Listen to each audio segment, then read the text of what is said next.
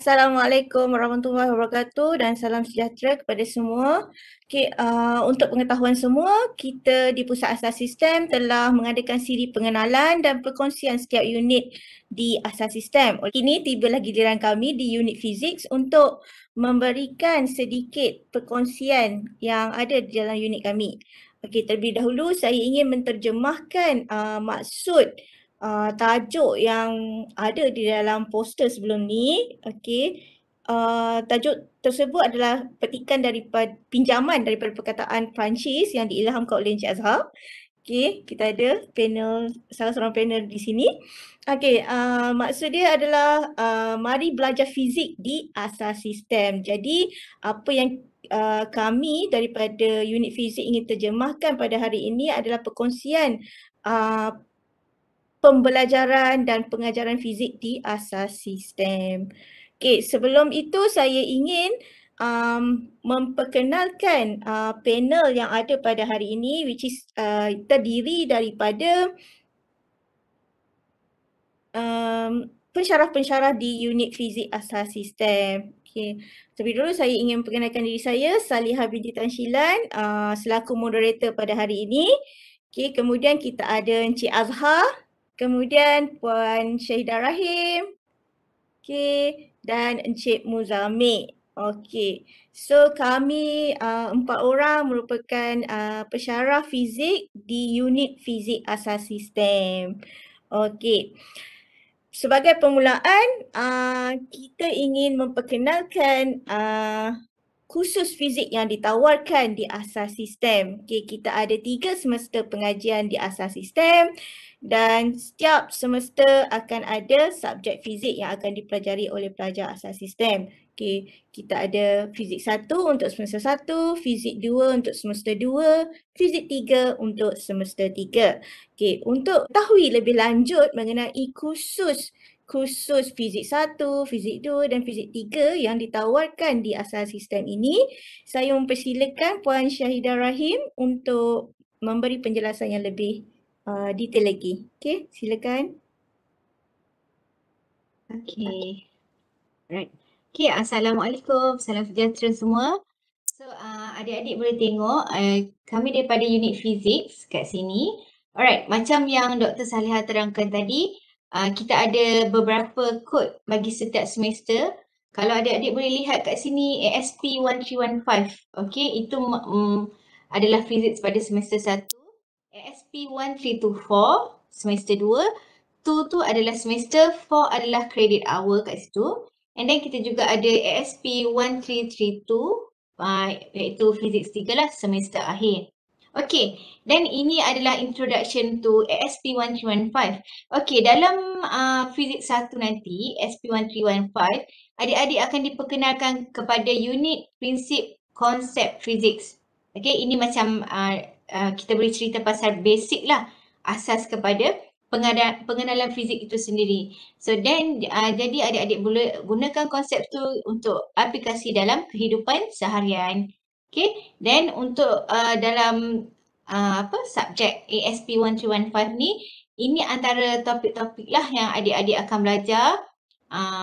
Macam topik 1 kita ada physical quantity and unit. Seterusnya kita ada kinematics, dynamic, lepas tu forces dan equilibrium. Lepas tu then, work energy power, deformation of solid, with superposition, current electricity, DC circuit, dan topik terakhir bagi SP1315 kita ada electric field. Jangan risau, kebanyakan topik-topik ni adik-adik dah belajar masa SPM dulu, masa zaman sekolah menengah, dan kita akan recall balik topik yang pernah belajar dan juga ada sedikit penambahan lah.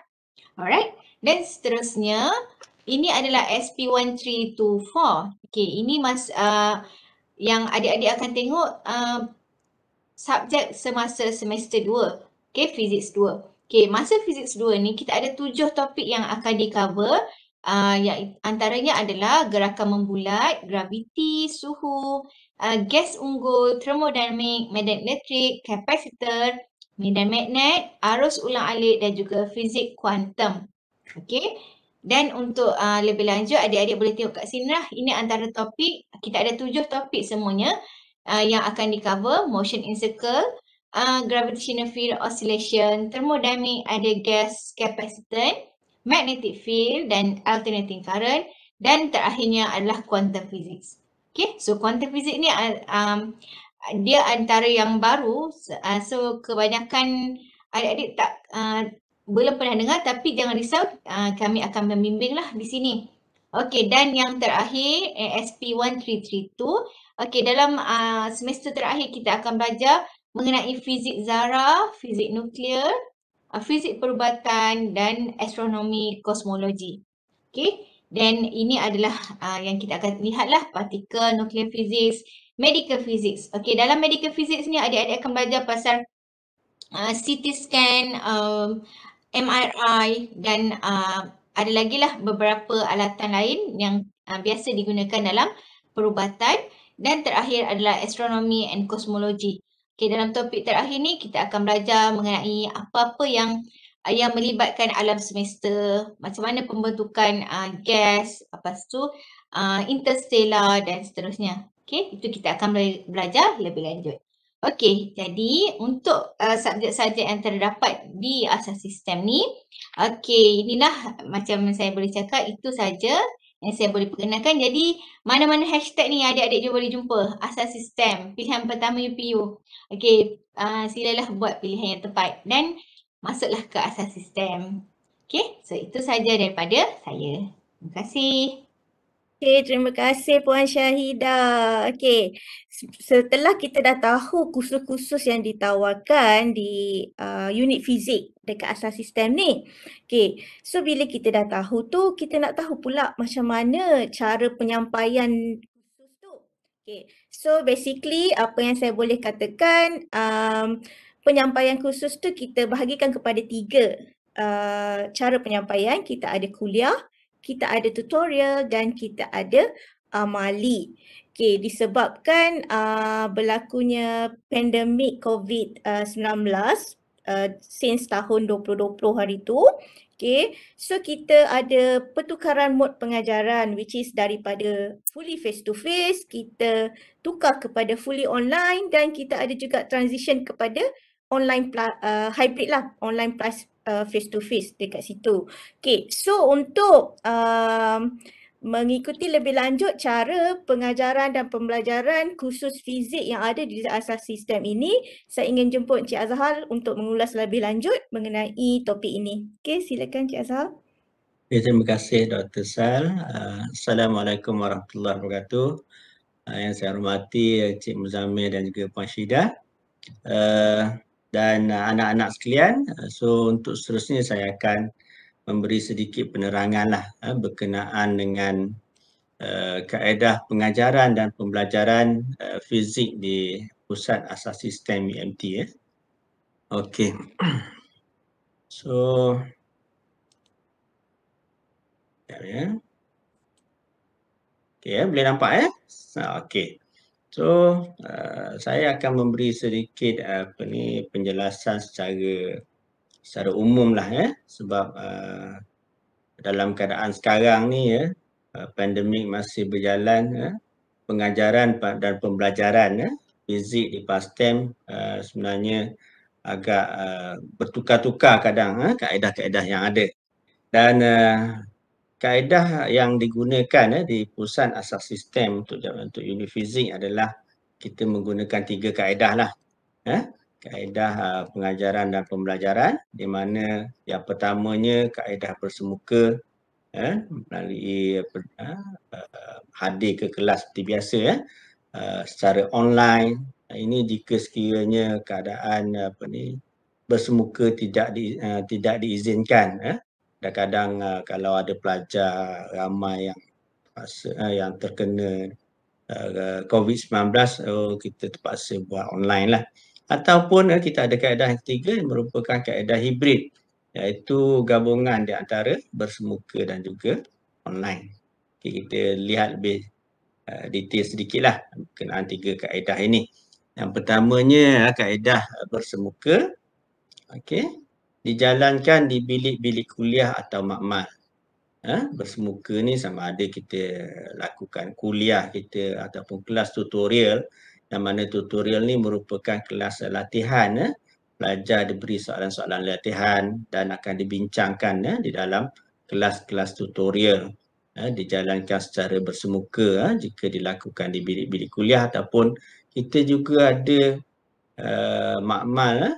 Pelajar perlu menjalankan eksperimen di makmal. Biasanya buat masa ini pelajar perlu menjalankan sekurang-kurangnya 5 amali, yang mana pelajar akan memasuki makmal selama 2 jam, buat eksperimen dan seterusnya membuat laporan. Dan laporan itu perlu dihantar kepada pensyarah masing-masing lah. Dan bila bercakap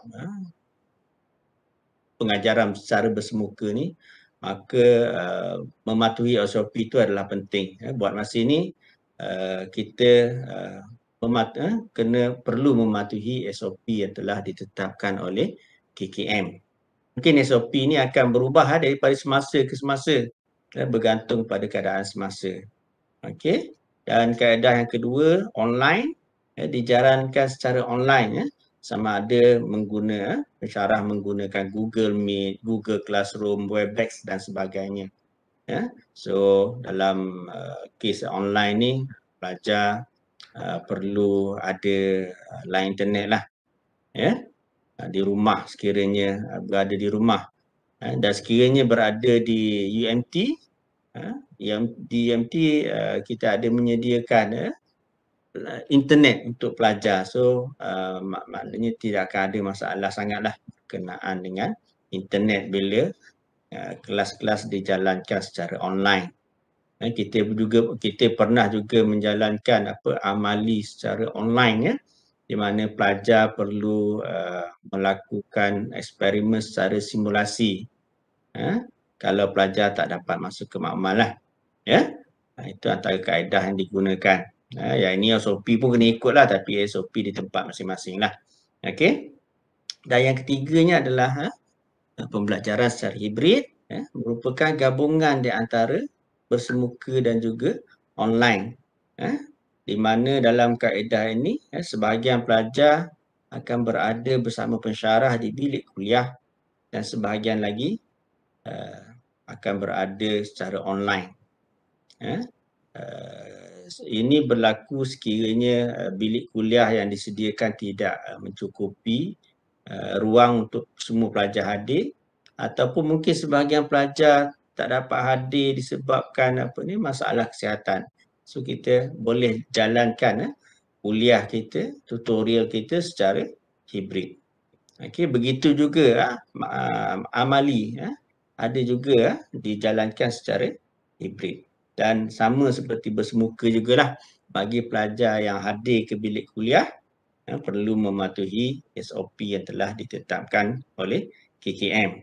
Di mana kalau di UMT, bilik-bilik kuliah disusun kerusi-kerusinya mengikut SOP yang telah ditetapkan, iaitu jarak 1 meter antara satu sama lain dan sebagainya. Okey, seterusnya saya nak pergi kepada kaedah penilaian. Kaedah penilaian ni saya akan cerita secara umum sahaja. Mungkin tak semua kursus yang kita tawarkan tadi, yang disebut oleh Puan Syida tadi, ikut kaedah penilaian ni. Saya ambil secara umum je. So kita menggunakan kaedah penilaian secara berterusan sepanjang semester berjalan. So tak adalah kita ambil untuk peperiksaan akhir saja untuk menilai pelajar, tetapi sepanjang semester kita ada aktiviti-aktiviti tertentu yang mana aktiviti tersebut akan dinilai oleh pensyarah. Okey, dan ini antara pecahan yang ada yang kita gunakanlah. Kita ada penilaian dalam bentuk ujian. Mungkin ujian ni ada sekali, ada yang 2 kali, bergantung. Yang mana ujian ni biasanya kita ambil kira 20% keseluruhan. Okey, yang kedua tugasan. Buat masa ni kita lakukan, pelajar perlu melakukan tugasan secara berkumpulan. Kita di sini akan memberi tempoh lah, pensyarah akan memberi tempoh tertentu kepada pelajar untuk membuat tugasan. Yang mana tugasan ni biasanya kita bagi 20%, 20% daripada markah keseluruhan.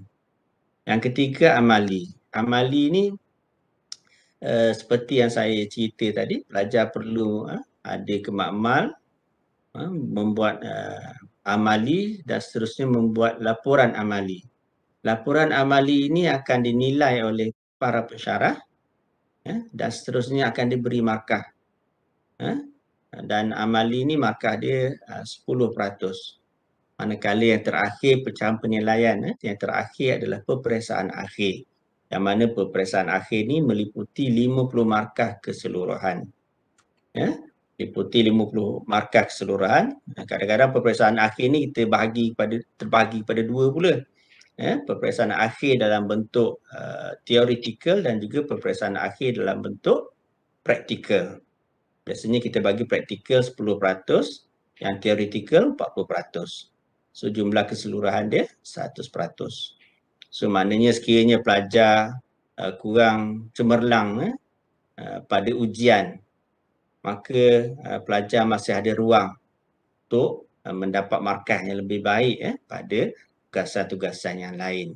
Dan biasanya pelajar-pelajar yang mendapat markah yang kurang baik, kita di sini akan mengadakan kem peneguhan untuk membantu pelajar supaya dapat memberi penerangan ataupun semangat, kata-kata semangat supaya pelajar dapat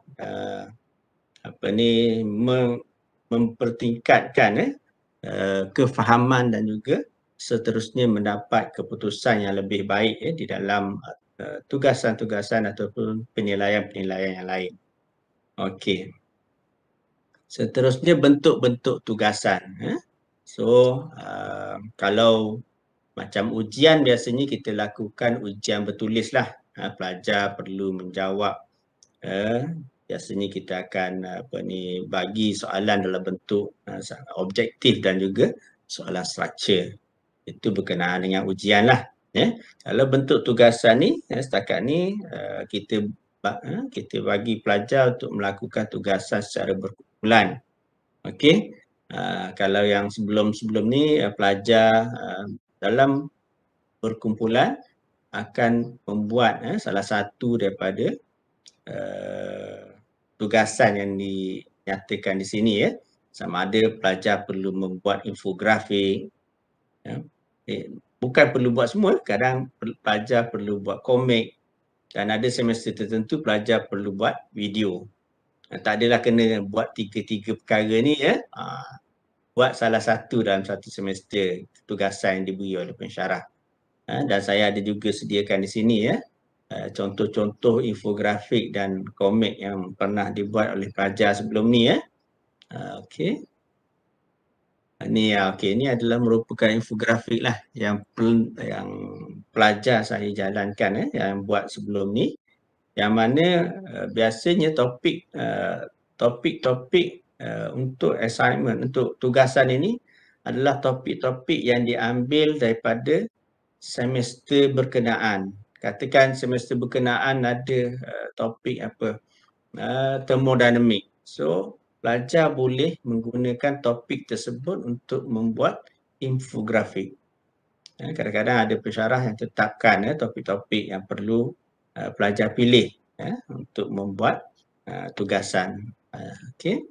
Dan ni ada juga all about a real lawn mover, ada future of the technology industry.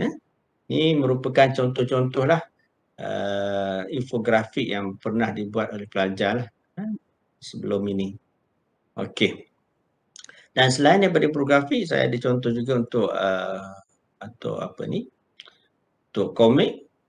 Ini contohnya pelajar buat komik dalam untuk topik kinematik. Dan ada beberapa orang pelajar di situ. Ini ada contohlah komik yang dibuat berdasarkan topik yang telah dipilih. Ini antara komik yang telah dibuat lah. Okey. Yang ni untuk dynamic physics, Newton's law of motion, ada pelajar buat. Okey. the situation where student have inertia. Ini semua topik-topik yang berkaitan dengan topik yang telah dipilih oleh pelajar tadi ya. So itu saja perkongsian saya. Terima kasih di atas perhatian semua. Assalamualaikum warahmatullahi wabarakatuh. Waalaikumsalam warahmatullahi wabarakatuh. Terima kasih Encik Azhar atas penerangan mengenai penilaian, mengenai assignment, tugas-tugasan ataupun PDP, dan sekaligus telah kita nampak apa yang berlaku di asas sistem jika anda mengambil kursus fizik. Okay. Untuk tambahan saya ingin kongsikan sedikit assignment ataupun tugasan video daripada pelajar. Disebabkan tugasan video dia agak selalunya panjang lah, dalam 15 minit macam tu duration, so saya hanya sharekan short video sahaja ya, sedikit keratan video daripada assignment video student. Okay, kita saksikan. Assalamualaikum and hi guys, my name is Anis Najwa and today I have a gravity defying challenge for you and your family that we call Ping Pong Pickup.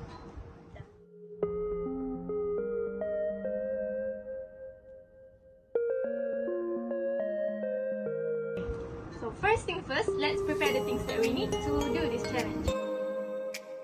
Each competitor is going to need a ball, a pair of scissors, some sellotape, some ping pong balls, a mug or something circular to draw around that's wider than a ping pong ball, and an empty bottle. To make your picker-upper, use your marker to draw a line around the curved part of the bottle, and then carefully cut around the bottle using a pair of scissors. To make it extra safe, add little bits of sticky tape to cover any jagged edges. Next, place your bottle over your ball and then start to spin your bottle in fast circular motions like this. And once you've got your ball spinning, lift your bottle up and then take your bottle over to your ball and drop it in.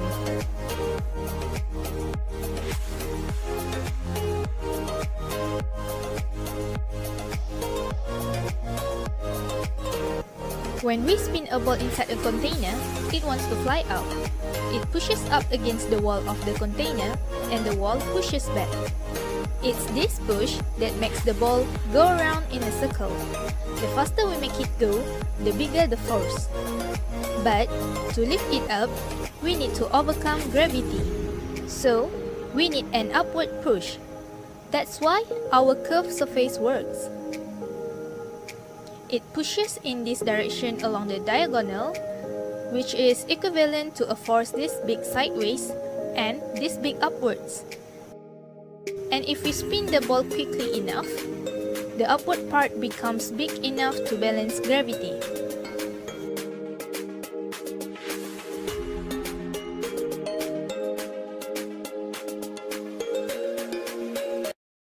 Kita dah lihat tadi contoh assignment video daripada student. So dah complete example assignment yang kita tunjukkan untuk daripada unit physics. Okay, setelah kita dah tahu kursus yang ditawarkan, cara pengajaran, dan tadi Cik Azhar ada sentuh jika ada student yang tak perform. Okay, so adakah Encik Muzamil ingin kongsikan sedikit kenapa cabaran yang kita hadapi bila pelajar-pelajar ni tidak excel dalam physics subjek ni lah, ataupun kenapa mereka ni sebenarnya tak excel, apakah masalah yang mereka hadapi di dalam subjek fizik ini. Okey, silakan Cik Muzamil. Okey, Assalamualaikum dan selamat sejahtera semua kepada adik-adik. Terima kasih Dr. Saleha. Okey, so saya share dulu saya punya slide.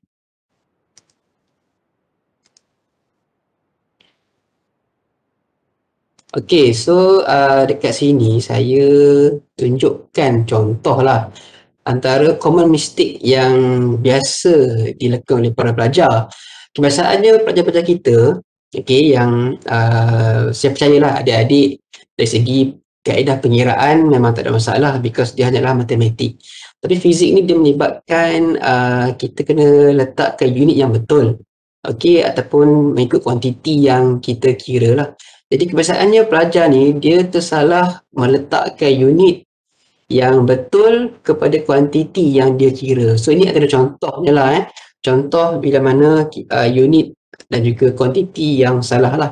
Baik, jadi sebelum saya pergi kepada untuk kita overcome masalah tu, so saya syorkan lah, okay, ataupun biasanya kami pensyarah akan bila kami jumpa masalah-masalah begini, so kami akan dedahkan kepada pelajar-pelajar yang kita dah kenal pasti tadi tu dengan asas-asas yang mungkin mereka dah lupa lah.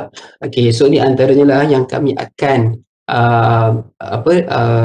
beri penekanan lah kepada para pelajar lah yang kita dah kenal pasti. Okay, so ni antara common mistake yang selalunya pelajar tersalah, because mungkin sebab dia dah keliru dengan gandaan, kuasa dan sebagainya. Okay, ni contoh lah, contoh pengiraannya. Okay, jadi apa yang kami cuba kenal pasti punca-punca dan juga cara untuk mengatasinya. So kami cuba jadikan kaedah pelajaran itu dengan pelbagai cara lah. So saya letakkanlah di bawah student activity. Jadi kami gunakan antara kaedahnya adalah kaedah buddy coaching. So kadang-kadang pelajar ni dia orang mungkin lebih selesa berbincang dengan rakan-rakan yang rapatlah dengan mereka.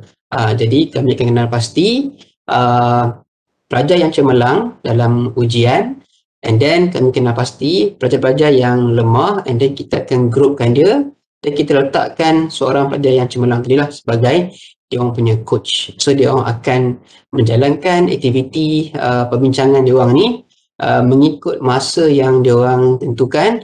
Tapi kadang-kadang pihak pengurusan ada jugalah menyediakan satu waktu, tapi biasanya kami akan biarkanlah mereka untuk tentukan masa mereka, dan laporan setiap aktiviti ini akan dihantarlah kepada pensyarah ataupun mentee mereka lah, mentor mereka.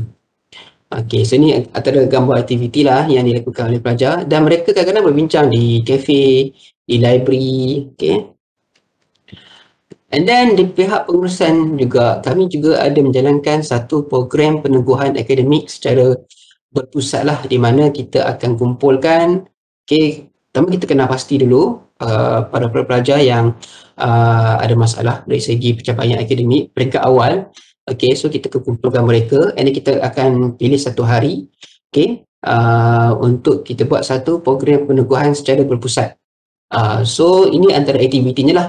Okay, so dalam aktiviti dalam program satu hari tu, so kita pecahkan kepada beberapa aktiviti.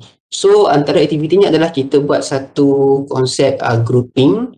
Okay, so dalam kelas, so pelajar akan berbincang lah, mereka akan meluahkan perasaan, mereka akan cuba memberilah punca-punca, memberitahu punca-punca kenapa mereka mungkin sukar untuk memahami satu subjek. Okay, kemudian kita akan buat aktiviti lain, contohnya kita akan bagi satu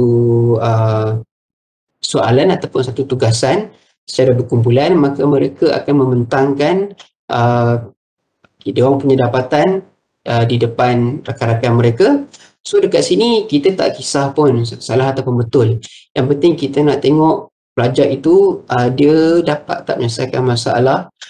So selepas tu barulah kita akan beri teguran lah ataupun bimbingan pada poin-poin yang tersalah. Okay, so ni antara gambar-gambar aktiviti lah yang kita buat, okay, untuk kamp peneguhan secara berpusat.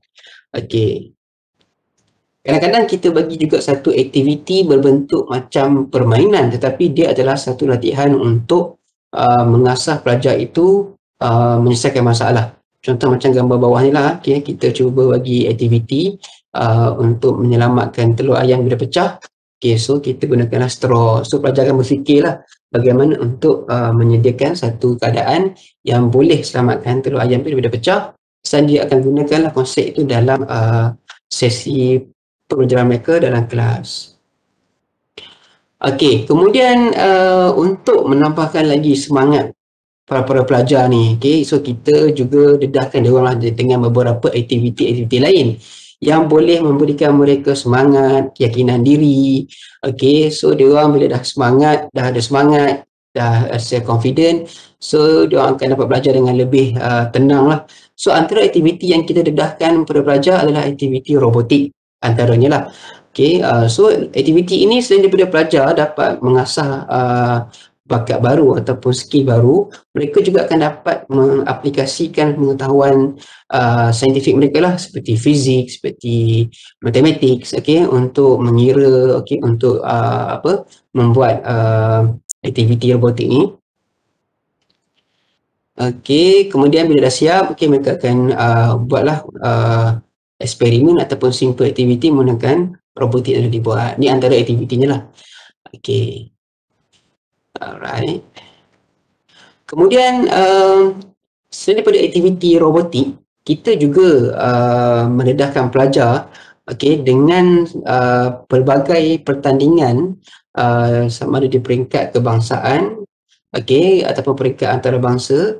Kadang-kadang peringkat universiti pun kita ada libatkan mereka juga, supaya mereka ini bila masuk ke pertandingan seperti ini, mereka akan nampaklah sebenarnya apa yang mereka belajar dalam kelas itu bukanlah semata-mata untuk peperiksaan sahaja. Okay, mereka boleh melihat dengan lebih jauh lagi potensi ataupun aplikasi konsep-konsep sains ataupun fizik yang mereka belajar dalam kelas. Jadi ini adalah antara pertandingan yang disertai oleh para pelajar di PASTEM. Okay. Ini adalah gambar pertandingan peringkat asasi Universiti Awam. So, untuk makluman adik-adik semua, okay, untuk pusat asasi awam di Malaysia seperti matrikulasi, okay, pusat asasi sistem UMT, pusat asasi sains UiTM, pusat asasi sains UM dan sebagainya. So mereka ini akan mengadakan satu pertandingan inovasi untuk setiap tahun. Jadi ini adalah satu platform jugalah kepada para pelajar untuk mereka menyertai pertandingan ini dan mereka membawalah kefahaman dan juga idea-idea yang mereka dapat dalam kelas untuk diterjemahkan dalam pertandingan ini. Maka ini pun menjadi salah satu pemangkin jugalah kepada para pelajar ini untuk seronok belajar fizik ataupun sains, dan mereka akan nampaklah potensi ataupun aplikasi yang mereka boleh bawa ke depan ataupun bawa dalam satu pertandingan. Kemudian kita juga adalah melibatkan beberapa orang pelajar yang kita nampak bakatnya dalam dari segi public speaking ataupun kita panggil dalam ni lah perdebatan. So kita libatkan mereka. Okay, so ini pun juga memberi juga keyakinan kepada mereka lah. Okay, dari segi self confident, okay, dan juga membantu rakan-rakan mereka lain lah untuk dalam menaikkan semangat dalam belajar. Kemudian kita juga ada libatkan sedikitlah mereka dengan konsep perniagaan, tapi melibatkan STEM. So kita namakan sebagai STEMpreneur. Okay, so ini aktiviti umum lah di mana para pelajar mereka boleh selain daripada mereka belajar, mereka join pertandingan akademik, mereka juga akan rasa seronok di mana mereka boleh terlibat dengan aktiviti yang berbentuk seperti perniagaan lah. Okay, so ni antara produk dan juga aktiviti yang projek kita terlibat. Okay, selain daripada itu, okay, kita juga kita faham para pelajar ni. So kadang-kadang antara faktor kenapa mereka stres belajar efek kepada result ujian, okay, kerana mereka kita panggil mereka berada di kampus sepanjang masa. So kadang-kadang ada juga aktiviti-aktiviti di luar kampus tetapi yang berdekatan dengan kampus lah. Seperti aktiviti kita bersihkan pantai, maka kita akan bawa pelajar ini pergi, maka mereka akan dapat dua benda lah. Okay, mereka dapat buat kerja-kerja komuniti, bersihkan pantai, dan mereka dapat hilangkan yang punya tension belajar tadi tu. Okey, selain daripada itu kita juga mengadakan program-program kerohanian. Okey, kita nakkan pelajar kita ini seiring lah. Okey, fizikal dan juga mental dan juga spiritual. Okey, so kita mengadakan bacaan Yasin di peringkat interasasi. Okey, tetapi kadang-kadang kita buat jugalah di peringkat dalaman. Okey, sebab asas ini dia terbesar, so kita akan pilihlah satu hari. Tapi biasanya kita akan buatlah aktiviti keagamaan seperti ini untuk pelajar kita. Jadi itu sajalah di saya sebagai untuk menapasti masalah dan juga cara untuk menyelesaikan masalah pada pelajar tadi. Okey, terima kasih. Terima kasih Cik Muzamil. Sungguh holistik sekali penerangan daripada Encik Muzamil. Okay, daripada cabaran yang kita hadapi, daripada kelemahan pelajar dekat fizik, sehinggalah kemudahan dan aktiviti yang ada di asas sistem itself yang ada. So memang kita boleh nampak kalau anda stres ke, kalau anda down ke, sebagai satu keluarga asas sistem, kita akan sentiasa ambil tahu, ambil peduli, dan jika anda down, kita akan cuba upkan. Okay, kalau anda terlebih up, kita akan tarik sikit lah supaya tak perlu up sangat lah kan. Okay, nanti terlampau di kayangan sangat. Okay, jadi sebelum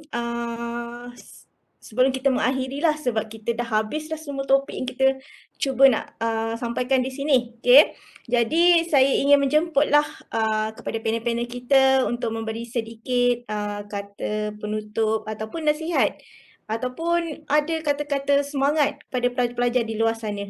Okay, saya mulakan dengan Encik Azhar dulu. Saya berharap agar pelajar anak-anak akan memilih pusat asas sistem UMT untuk untuk pengajian anda yang seterusnya. Sebenarnya banyak lagi benda-benda yang tak diceritakan di sini yang lebih yang lagi menyeronokkan. Cuma ruang masa yang agak terbatas, jadi kita tak boleh nak cerita semua. Mungkin kalau ada peluang, ada ruang boleh datang ke sini pun bagus, boleh tengok kita punya kampus tepi pantai sangat menyeronokkan kalau belajar di pusat asas sistem. So saya harap anak-anak akan memilih pusat asas sistem UMT untuk pengajian yang seterusnya. Sekian, terima kasih. Assalamualaikum warahmatullahi wabarakatuh. Okay, dalam kata lain, hashtag jom pilih asas sistem. Okay, Puan Syahidah Rahim, ada kata-kata semangat, harapan? Okay, dan untuk adik-adik di luar sana, sila pilih asas sistem sebagai pilihan pertama UPU. Okay? Okay, Cik Muzamil, ada apa-apa kata akhir sebelum kita habiskan sesi kita? Baik, terima kasih Dr. Sal. Okay, kepada adik-adik di luar sana, ayo jangan buang masa, masuklah ke sistem.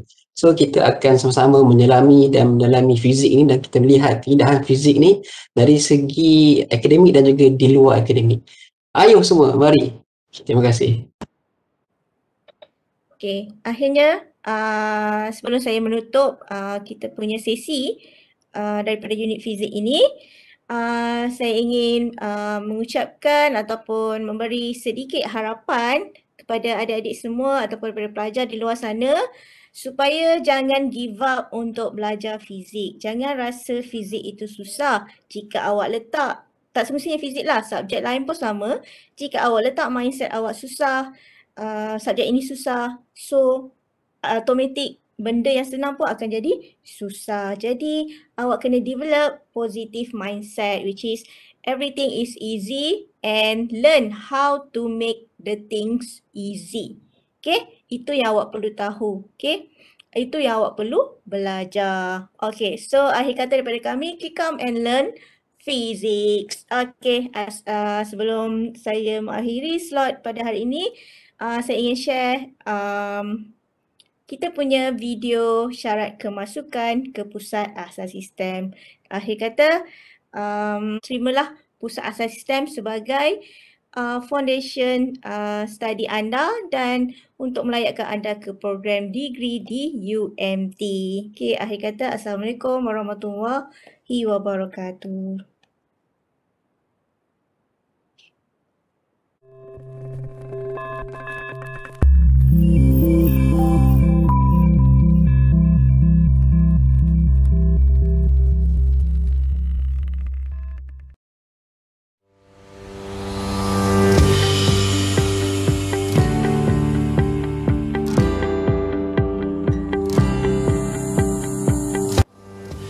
Bermula 2022, syarat kemasukan ke Pusat Asas Sistem dibuka dengan lebih luas lagi kepada calon yang mengikuti KSSM di sekolah. Kami menyediakan laluan kepada semua calon lepasan SPM yang mengikuti pakej STEM A, STEM B dan juga calon daripada Sastera Ikhtisas dan Kemanusiaan. Jom kita lihat apakah syarat-syarat kemasukan. Berikut merupakan syarat kemasukan ke program asisten. Pertama, calon mestilah warga negara Malaysia, terbuka kepada semua calon bumi putera dan bukan bumi putera, anak negeri Sabah, anak negeri Sarawak dan orang asli Semenanjung. Berumur tidak melebihi 19 tahun pada 1 Januari tahun kemasukan. Kedua, calon lulus SPM dengan sekurang-kurangnya grade berikut. Grade C bagi Bahasa Melayu, Bahasa Inggeris dan Sejarah, Grade B bagi Matematik dan Grade C bagi Matematik Tambahan. Seterusnya, bagi kategori yang pertama, calon yang mengikuti pakej STEM A mendapat sekurang-kurangnya grade C+ dalam mata pelajaran biologi, fizik dan kimia. Bagi kategori kedua, iaitu pakej STEM B, calon mendapat sekurang-kurangnya grade C+ dalam mana-mana dua mata pelajaran sains tulis, biologi, fizik atau kimia. Dan mendapat sekurang-kurangnya grade C+ bagi satu mata pelajaran elektif STEM, sains gunaan dan teknologi atau mata pelajaran bukan elektif STEM, elektif sastera, ikhtisas dan kemanusiaan atau elektif pengajian Islam. Akhir sekali, Pusat Asas Sistem juga merupakan satu-satunya asasi sains di Malaysia yang memberi peluang kepada calon yang mengikuti pakej Sastera Ikhtisas dan Kemanusiaan.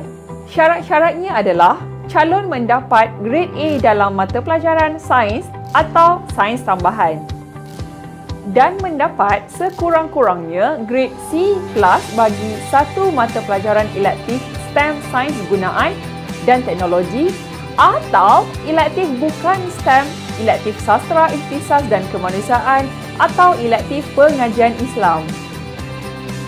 Berikut merupakan mata pelajaran elektif STEM, elektif sains gunaan dan teknologi.